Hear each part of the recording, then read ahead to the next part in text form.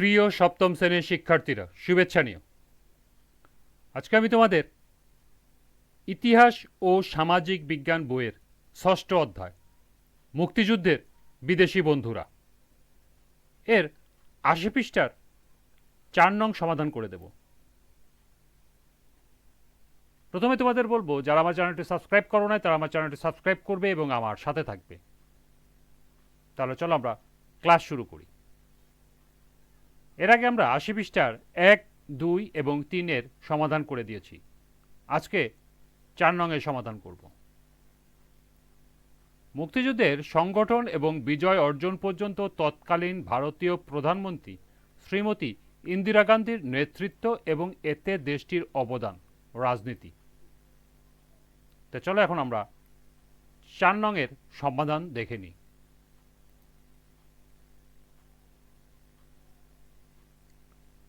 ৪ নংয়ের সমাধান। মুক্তিযুদ্ধের অবদান বাংলাদেশে সূচনাকাল থেকে ভারতের আভ্যন্তরীণ ও বৈদেশিক নীতির ক্ষেত্রে এক সংকটময় প্রতিকূল পরিস্থিতির উদ্ভব হয়। শ্রীমতী ইন্দিরা গান্ধীর গভীর রাজনৈতিক প্রজ্ঞা, দূরদৃষ্টি এবং মানবতাবোধ ও আদর্শিক অবস্থান থেকে আমাদের মুক্তিযুদ্ধের সামগ্রিক ও সুদূরপ্রসারী পরিস্থিতির প্রেক্ষিতে মুক্তিযুদ্ধ বিষয়ে বাস্তবসম্মত মূল্যায়ন করে তিনি তার সুচিন্তিত নীতিমালা সূত্রায়ন করেন। ১. মুক্তিযুদ্ধের সূচনা। মুক্তিযুদ্ধের সূচনা থেকে তিনি বাংলাদেশের অসহায় নিপীড়িত জনগণের পক্ষে দৃঢ় ও সাহসী অবস্থান গ্রহণ করেছেন। তিনি বলেছিলেন, পূর্ব বাংলায় একটা নতুন কিছু ঘটছে। এক বাক্যে দেশের জনসাধারণ গণতান্ত্রিক পদ্ধতি বেছে নিয়েছে। আমরা একে অভিনন্দন জানিয়েছি। এ কারণে নয় যে আমরা অন্য দেশের আভ্যন্তরীণ ব্যাপারে হস্তক্ষেপ করতে ইচ্ছুক, বরং এইসব মূল্যবোধ তুলে ধরে আমরা সবসময় দৃঢ় অবস্থান গ্রহণ করি এবং নির্ভীকভাবে প্রচার করি তারই জন্য। ২. ভারতীয় লোকসভা। ১৯৭১ সালের ৩১শে মার্চ ভারতীয় লোকসভায় প্রধানমন্ত্রী শ্রীমতী ইন্দিরা গান্ধী উত্থাপিত প্রস্তাবসমূহে বিনা দ্বিধায় বলা হয়, ২৫শে মার্চ পরবর্তী সময়ে ৯ মাসব্যাপী অবরুদ্ধ বাংলাদেশের নারী, পুরুষ, শিশু নির্বিশেষে সকল স্তরের জনগণের উপর দখলদার বাহিনীর বর্বর অত্যাচার, নির্যাতন, ধর্ষণ এবং নির্বিচার গণহত্যা চালানোর কারণে বাংলাদেশের প্রায় ১ কোটি মানুষ তাদের জীবন ও সংগ্রাম রক্ষায় বাধ্য হয়ে ভারতে শরণার্থী হিসাবে আশ্রয় নিয়েছিলেন। এই বিপুল সংখ্যক মানুষ ভরণ পোষণের দায়িত্ব নিতে হয়েছিল মাননীয় প্রধানমন্ত্রী শ্রীমতী ইন্দিরা গান্ধী ও ভারত সরকারকে। ৩. শরণার্থী মোকাবেলায়। ভারতের মতো উন্নয়নশীল দেশের পক্ষে বিরাট সংখ্যক শরণার্থীর ন্যূনতম জীবনযাত্রার ব্যয় নির্বাহ করা অত্যন্ত কঠিন ও ঝুঁকিপূর্ণ কাজ ছিল।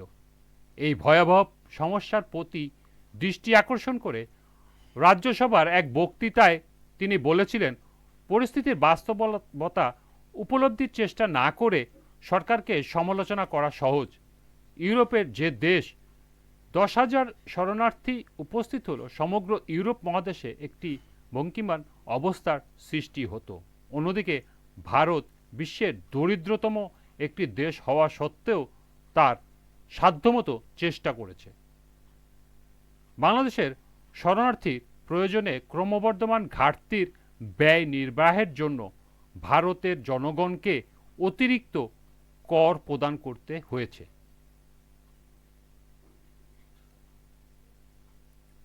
৪. মুক্তিযুদ্ধের সহযোগিতা।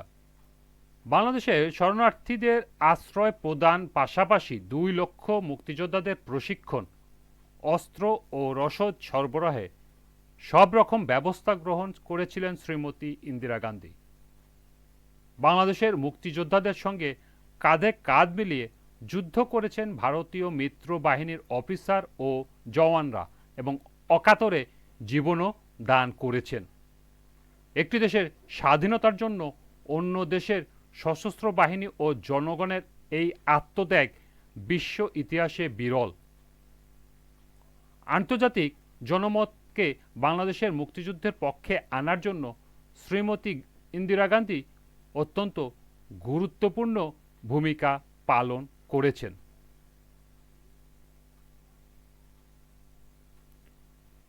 5. বিদেশি কূটনীতি। বৈদেশিক কূটনীতিতে মাননীয় প্রধানমন্ত্রী শ্রীমতী ইন্দিরা গান্ধীর আর একটি বড় সাফল্য হল সোভিয়েত ইউনিয়ন সহ সমাজতান্ত্রিক দেশগুলোতে মুক্তিযুদ্ধের পক্ষে নিয়ে আসা, যার চূড়ান্ত অভিপ্রকাশ ঘটে ভারত সোভিয়েত চুক্তি সম্পাদনে, যা আমাদের মুক্তিযুদ্ধে সুদূর প্রসারী ফলাফল বয়ে এনেছিল। 6 ডিসেম্বর ইন্দিরা গান্ধী বলেছিলেন যে বাংলাদেশের জনগণ তাদের অস্তিত্বের সংগ্রামে লিপ্ত, আর ভারতের জনগণ যুদ্ধ করেছে আগ্রাসনের বিরুদ্ধে।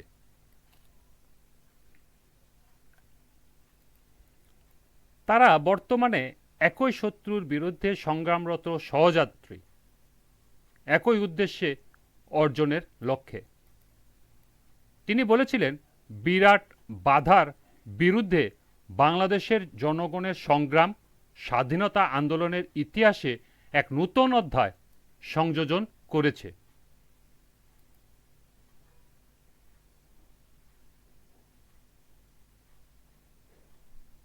পরিশেষ, মুক্তিযুদ্ধের সংগঠন এবং বিজয় অর্জন পর্যন্ত তৎকালীন ভারতীয় প্রধানমন্ত্রী শ্রীমতী ইন্দিরা গান্ধীর নেতৃত্ব ও এতে দেশটির গুরুত্বপূর্ণ অবদান আমাদের বিজয়কে ত্বরান্বিত করে।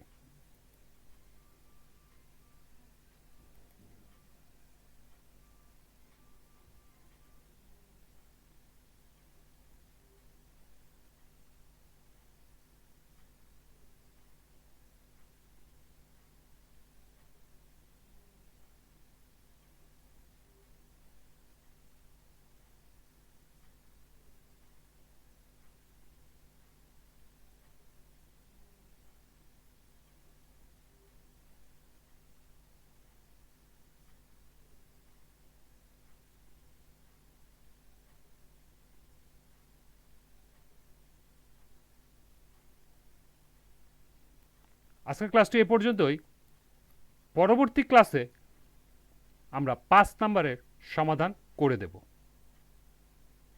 সবাইকে আবারও বলছি, যারা আমার চ্যানেলটি সাবস্ক্রাইব করো না তারা আমার চ্যানেলটি সাবস্ক্রাইব করবে এবং আমার সাথে থাকবে। সবাইকে আবারও শুভেচ্ছা জানিয়ে আজকের মতো আমি এখানেই বিদায় নিচ্ছি। আল্লাহ হাফেজ।